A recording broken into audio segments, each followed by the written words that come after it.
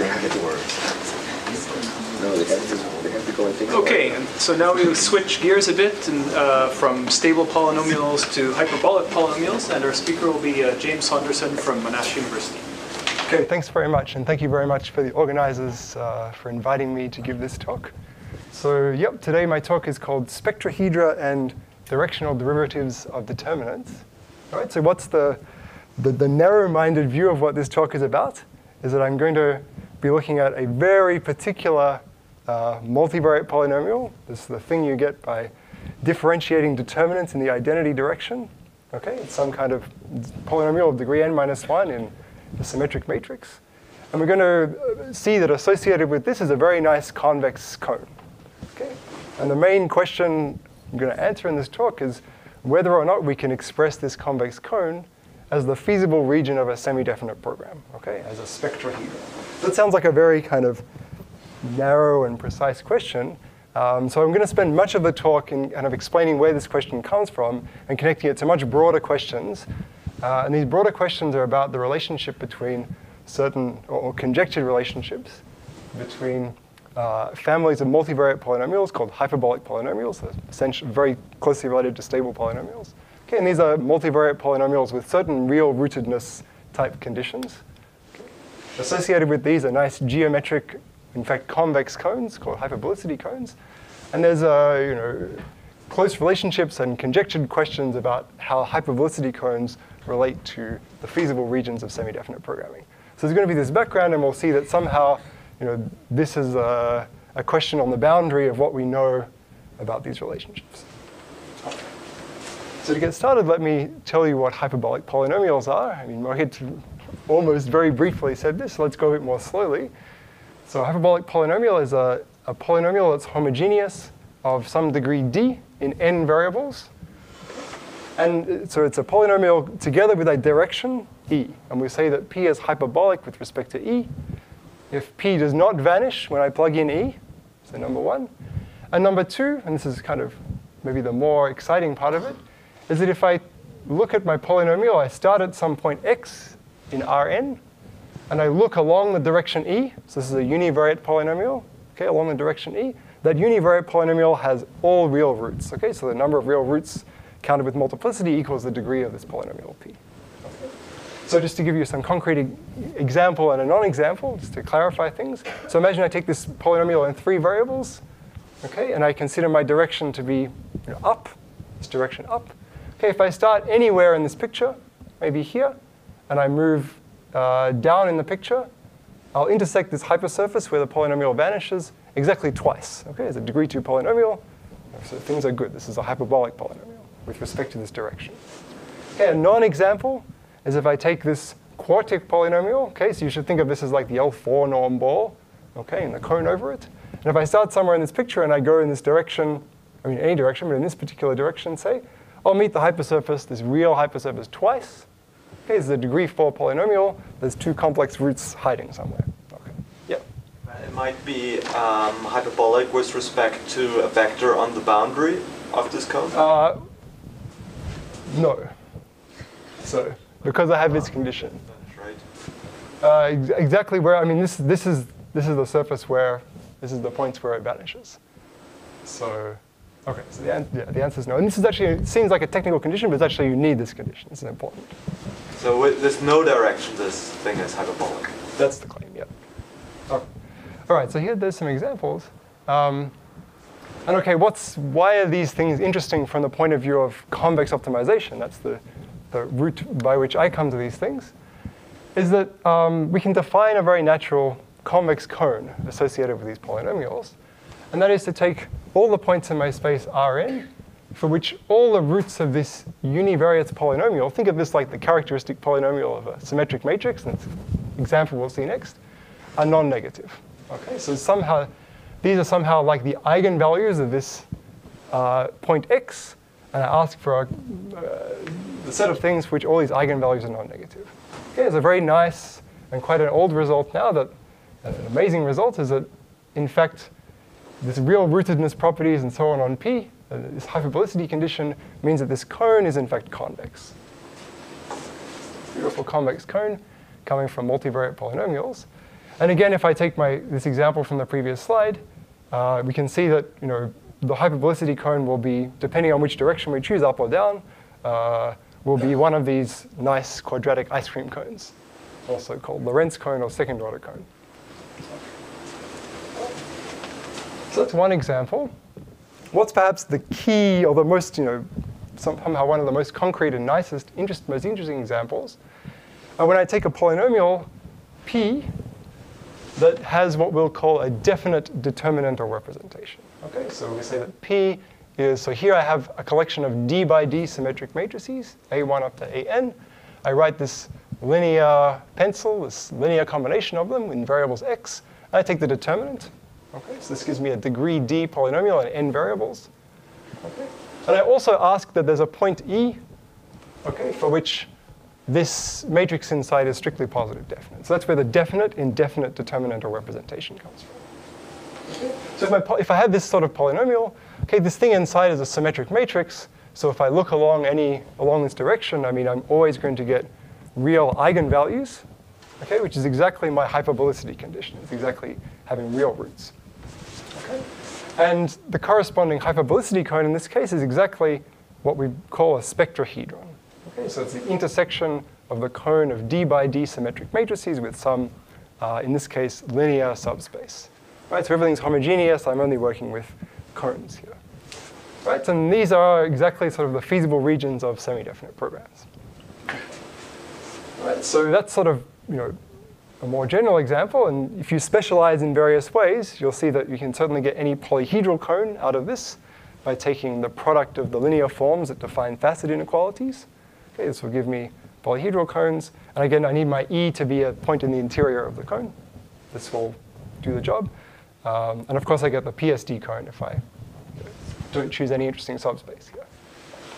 All right, so these are my key examples, and so what I'm going to be interested in, as I said more broadly, is how do these hyperbolicity cones relate to the feasible regions of semi-definite programs? Okay, how do they relate to spectrahedron? We can see that any spectrahedron is a hyperbolicity cone. That's what we saw in the previous slide.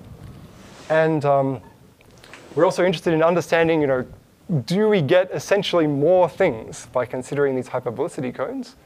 Or can we really redescribe any of these hyperbolicity cones somehow in terms of the feasible regions of semi-definite programs? This is kind of one of the big questions in this area, and we'll push on this question a bit more in this talk. Why are these hyperbolicity cones interesting in the context of optimization? Well, it's this result of Gula that says that, okay, not only is this a nice convex cone, okay, but it has kind of some good computational properties. All right, so that if I take the negative log of this polynomial, I get a self-concordant barrier function, and the barrier parameter is the degree of the polynomial for this cone. Okay, so this opens up the possibility of using interior point methods to solve conic optimization problems over these cones. So from the point of view of convex optimization, this is kind of, this was the point at which convex optimizers, I think, started to think about and get interested in hyperbolic polynomials and hyperbolicity cones. And we call these things hyperbolic programs. So of course, these contain some of our favorite conic optimization problems, linear programs, second order cone programs. So that's where I have my cone is a product of these Lorentz cones, these ice cream cones, and semi-definite programming are special cases. Okay, and somehow, at the level of optimization, a question we're interested in is, at least at some level, is hyperbolic programming more general than semi-definite programming? Okay, can I do more with hyperbolic programming than I can with semi-definite programming? And there's also quantitative questions. You might have a hyperbolic program that has a nice, concise description, but if you want to describe it using semi-definite programming, assuming you can, you really blow up the size of your description. Okay, we sort of expect this to happen at some level. So, this is a question, but so far the only examples I've shown you are ones where we already know, baked into their DNA, that we can, that we've only seen hyperbolic polynomials and hyperbolicity cones that can be described as spectrahedra, as the feasible regions of semi-definite programs. So what I want to show you next is a construction that, again, came up briefly in Mohit's talk, that gives you new hyperbolic polynomials and new hyperbolicity cones from old ones in a way that we don't yet know how to kind of mimic in terms of semi-definite programming descriptions. All right, so this is this idea of taking derivatives. So if I take a polynomial p that's hyperbolic with respect to some direction, I can take the directional derivative in that direction. So that gives me a new multivariate polynomial of degree 1 smaller. And it turns out this remains hyperbolic with respect to this direction. So why is this true? Well, it's sort of true from this picture. So if I think about p along this direction as being this blue polynomial, okay, if I take the directional derivative, what happens along this direction is I really just get the derivative of this univariate polynomial. And we know that, okay, it should have n minus 1 roots, where the one before had n roots. And these roots all interlace essentially by Rolle's theorem, or something we learned in first year calculus. Right? So this is really the proof of why this works. Okay, and it's a construction, I don't know when this was first realized, but it's certainly in papers from the 70s about hyperbolic polynomials in the context of PDEs that identified this construction as something that works. But really in the context of optimization, the person who really kind of realized this seemed like a really interesting construction in the context of optimization is Jim Rennegar. And sometimes we call these Rennegar derivatives because of these connections. So that's on the polynomial side. What happens on the geometric side?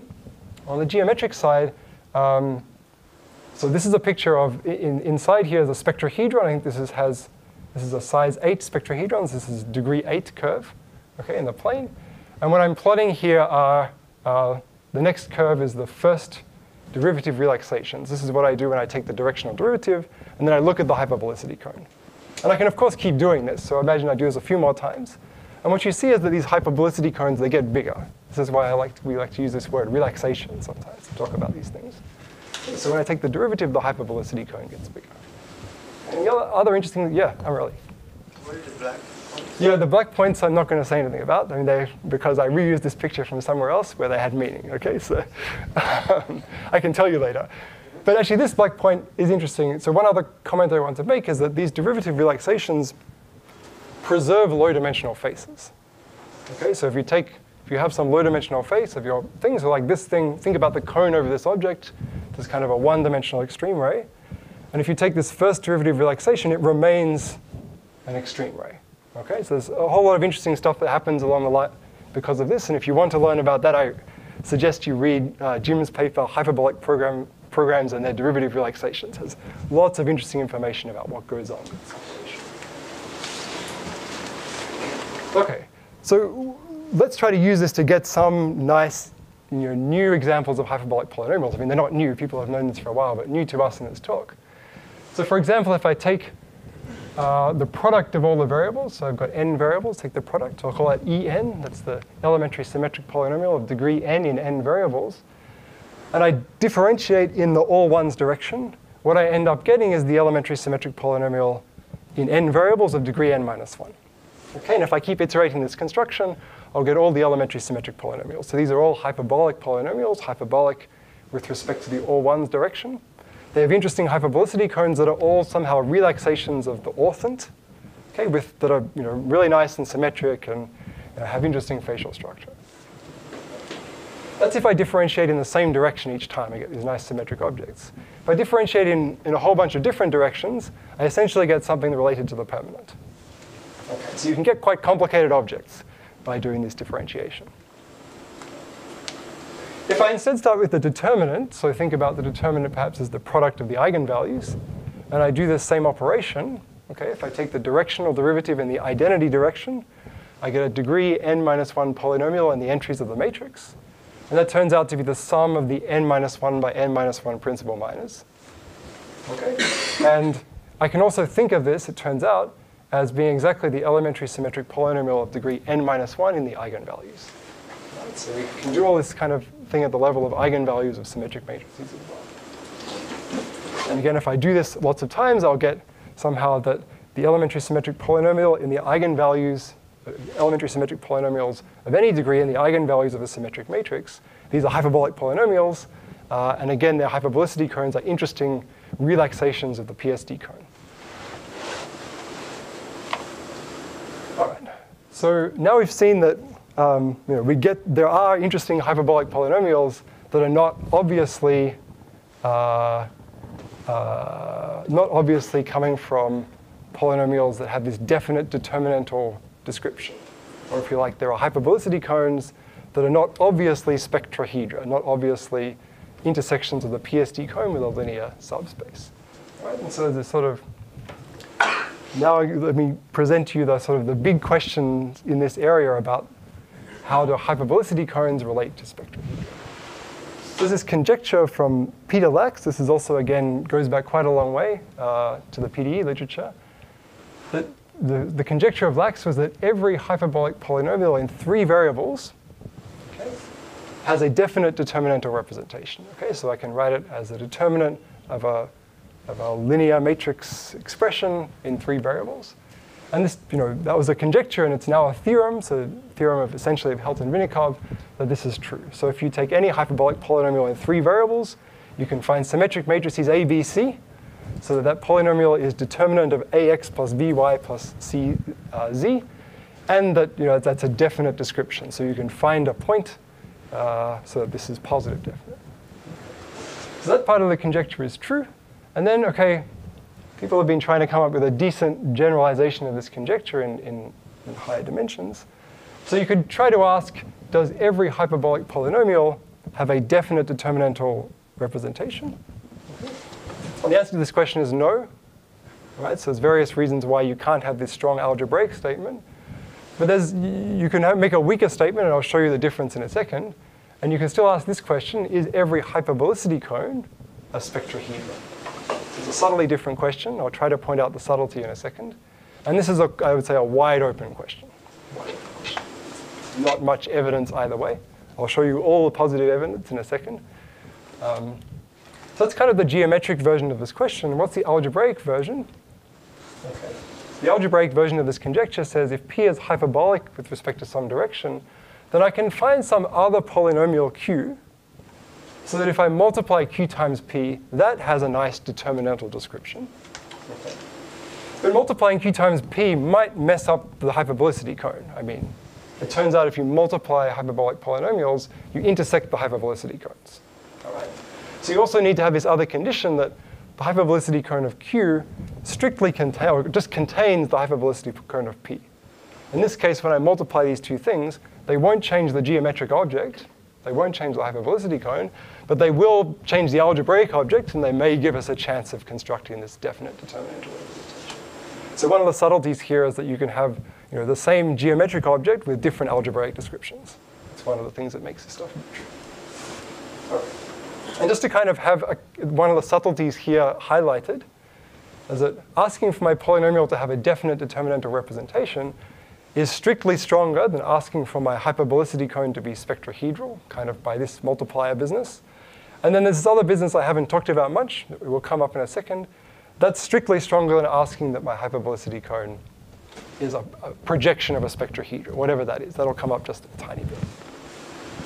Right.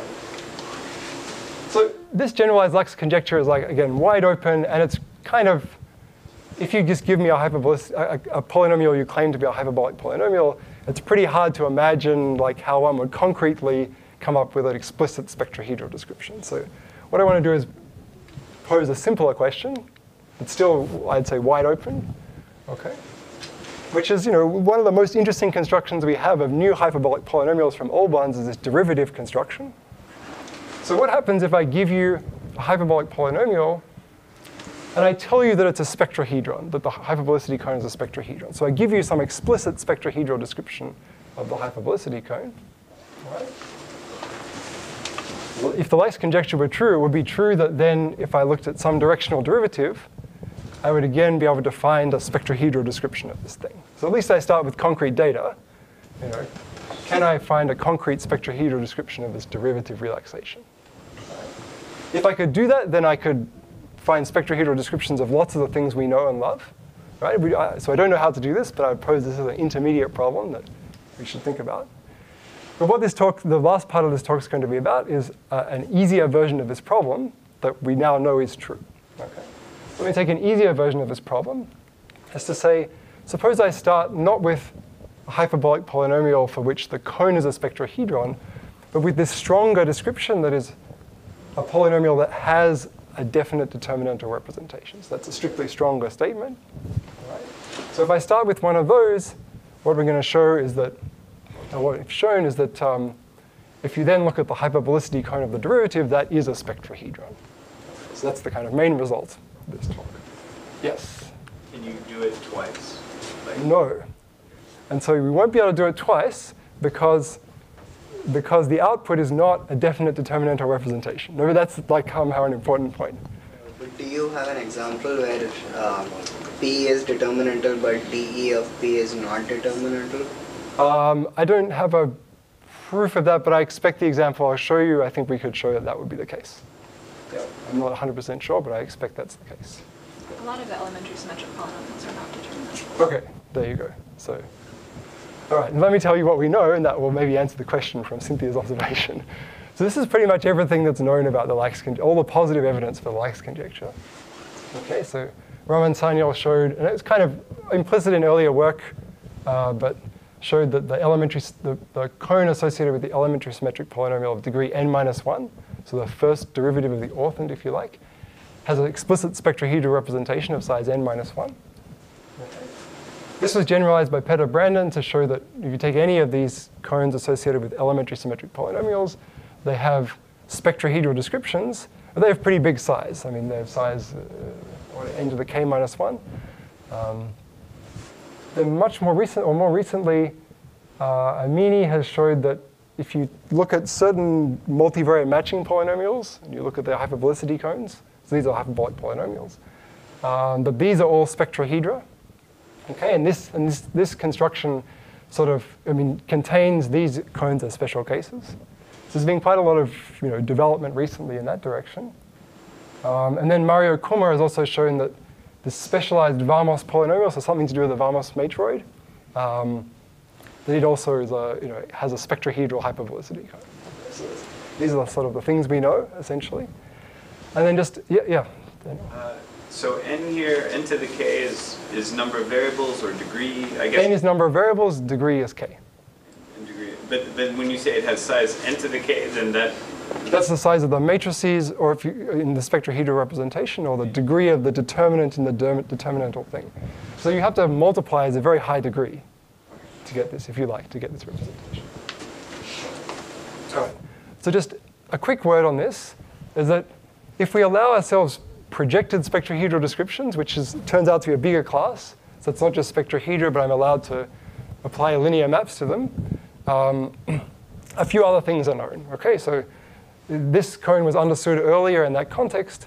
In some previous work with Pablo, we showed that all these hyperbolicity cones associated with elementary symmetric polynomials and the eigenvalues all have polynomial-sized descriptions when you allow projections. Okay, and then there's also results that any smooth hyperbolicity cone has such a projected spectrahedral description. So a bit more is known here, but you have more to work with here.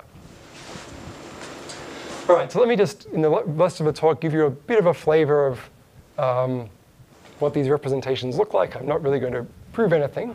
What I'm going to do is first show you what Stanyol's description looks like, okay, and then use that to hint at how ours looks like for the matrix case. So if I wanted to get a determinantal description of the elementary symmetric polynomial of degree n-1, one way to do it, okay, is to take the n cycle, you put weights on the edges corresponding to my variables x, and compute the spanning tree polynomial. Okay, the spanning tree polynomial, that is going to be the sum of all the products of edges in spanning trees, is going to give you exactly the sum of all the n-1 subsets. Okay. So this is not how it's written in Raman's paper, but this is one nice way to see this for a talk with a picture. Okay, so in this case, if I took the spanning tree polynomial of this graph, I'd get the elementary symmetric polynomial of degree 3 in 4 variables. And this idea generalizes, and we sort of know that if you take the reduced, because the Laplacian has a 0 eigenvalue, edge-weighted Laplacian of a graph, and I take the determinant of this thing, this gives me this spanning tree polynomial. Okay. And so this gives me a kind of a nice determinantal description for the elementary symmetric polynomial of degree n-1. So what does the spectrahedral description look like? Well, it looks like, this is just, looks like the set of x such that this Laplacian, or reduced Laplacian, is PSD. And the thing I want to point out about that is what this looks like is I could write this as V transpose diag x of V, where the columns of V is n minus 1 by n, or n by n minus 1, sorry, and the columns of V are, span the orthogonal complement of the cycle space, which is the orthogonal complement of the all ones vector. So that's the bit that is going to come up in our description. So what's the main result? The main result is to get a spectrahedral description of this elementary symmetric polynomial in the of degree n minus 1 in the eigenvalues. Okay, so this is the first derivative of the PSD cone, if you like. And that's enough to get this other slightly more general looking statement that if you take anything with a definite determinant or representation, you take a directional derivative, that will be a spectrahedral. So this is the essential case. And what you do, you take a basis for the set of symmetric matrices with trace 0. So think of that as the analog of vectors that are orthogonal to all ones. Okay, and you write out some matrix that's linear in X corresponding to these things, and ask for that to be PSD. So this is some kind of natural analog of Samuel's representation. And it turns out that this works. So let's see, I've got maybe a minute to show you a little bit about why this works, to give you kind of a flavor of why it looks reasonable, and then we'll wrap up. Okay. So in the paper, we have two proofs of this thing. One is what I call a geometric proof, where I don't explicitly write out an algebraic identity, but I give some separate argument. And what's nice about this is that you don't need to be able to know what the multiplier is in the algebraic argument. This geometric argument, the multiplier it just comes out of it for free. So this is what's sort of nice about this. So I'll just explain this one, and I'll skip the algebraic argument. So this is another way to write this representation of Samuel that we saw a couple of slides ago, is to say that it's a set of x in Rn such that this quadratic form in Y is non-negative for all Y in the subspace 1 orthogonal to all ones. So that's just a different way of writing that thing, just rewriting the PSD constraint as a bunch of non-negativity constraints.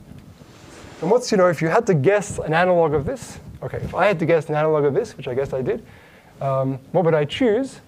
Well, I would say, let me consider the set of symmetric matrices such that this quadratic form in matrices Y is non-negative for all Y orthogonal to the identity. Okay. It seems like a reasonable guess if you're going to guess an analog. Okay, and it turns out this is correct. Okay. The main thing you need to do, because of all the symmetry, the main thing you need to check is that this works for diagonal matrices X, and that for diagonal matrices X, it gives you back this. It's the main thing you need to check. And to do this, you need to use, one nice thing you need to use is the fact that the diagonal of a symmetric matrix is majorized by its eigenvalues. So this is somehow required in here to do this argument. So let me skip the algebraic version, but just to say that if you now take this description and write determinant of this PSD constraint you would get, somehow what pops out for you is some multiplier. Okay. And that's nice, and that gives you this algebraic identity. Let's not talk about that. Okay. So just a couple of questions before I finish. So of course, what we've shown is that the hyperbolicity cones corresponding to the degree n minus 1 elementary symmetric polynomial is a spectrahedron. We don't know how to iterate the argument, but it's a fair question. Okay, these things, perhaps these are all spectrahedra for all degrees. The smallest example we don't know is the situation of 5 by 5 matrices and the elementary symmetric polynomial in the eigenvalues of degree 3. Okay, this is the smallest example that we don't know. So maybe it's not a spectrahedron and the Lax conjecture is false. I don't know. Okay. One other nice question I want to highlight that I like, mostly because of the name, is this question. So this should also be, like, if the Lax conjecture were true, this would be true, this question, be yes. So suppose I have a permutation invariant spectrahedron, okay? Like the hyperbolicity cone corresponding to the elementary symmetric polynomial of degree k. Right? That's a spectrahedron. I could ask about the spectral set corresponding to this. So the set of symmetric matrices whose eigenvalues are in there. This is a nice convex set. It's known to be a hyperbolicity cone. Right. Is it a spectrahedron? Can I have an explicit way to take a spectrahedral description of some vector symmetric set and build a sort of matrix symmetric set out of it? So I don't know how to do this, but I think it's a nice question. All I know at the moment is the title of the paper. Okay. I don't know anything else. Okay, so if somebody else writes it, that would be great too. So just to finish, so what have we seen? The motivating question somehow at the big level about this stuff is, one question is what's the relationship between this hyperbolic programming and semi-definite programming? In particular, are hyperbolicity cones feasible regions of semi-definite programs? Okay, the main result in this talk was that, okay, this new explicit family of hyperbolicity cones that come from differentiating determinantal representations, where we can construct explicit spectrahedral descriptions. Okay, so a tiny bit more positive evidence for the lax conjecture. Okay, and there's a preprint if you'd like to read more. Thanks very much.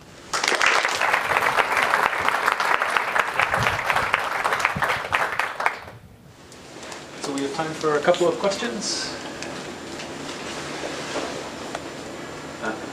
Yeah, just do we believe that maybe the lax conjecture or the lax conjecture with spectrahedra is possibly false, but with projected spectrahedra is not? Or I mean, I think all but anything could be true. I mean, that's, but what I would say is maybe that there's another conjecture in this sort of convex algebraic geometry business that was open for a while, which was that any convex semi-algebraic set, the conjecture was that that was a projected, they were projected spectrahedra. So true in 2 dimensions, true for smooth things. Okay, this is false. So Klaus Scheider showed this was false late last year. And so with this in mind, it's, I think, completely unclear what the situation is. Yeah. I would not be surprised if it's all false. That would not surprise me. We're not that imaginative about dreaming up examples. Yeah, I'm really. Related to this, has anyone tried to show that the cone of non-negative polynomials is a hyperbolicity cone? I guess it's, yeah, I think it's not. I mean, one thing you have to be a hyperbolicity cone is you need to be facially exposed, for example. So you need to be basic semi-algebraic. It's got a lot of extra properties that are shared by spectrahedra. And this is why this conjecture makes sense, because we don't know any, of course, we don't know any property. I mean, every property we can dream up that we know about hyperbolicity cones is true for spectrahedra. So, any other questions? Okay, let's thank.